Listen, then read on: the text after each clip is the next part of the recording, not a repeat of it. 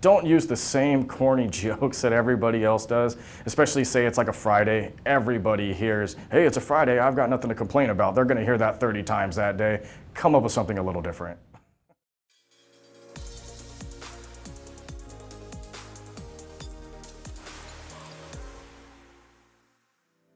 My name is Kevin Rowe. The way that I would approach each day, I typically get in, I like to get my first 5 phone calls just out of the way right away, get my mind back in sales mode. And then after that, go to the emails, start answering the emails, and move on to pounding the phones from there.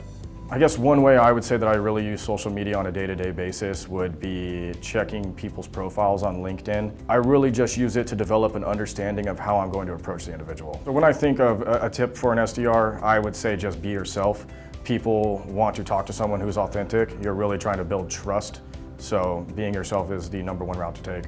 The way that I handle rejection, since we're always just making call after call and we get quite a few rejections, is I don't look at it as a rejection. I look at the phone like a free slot machine.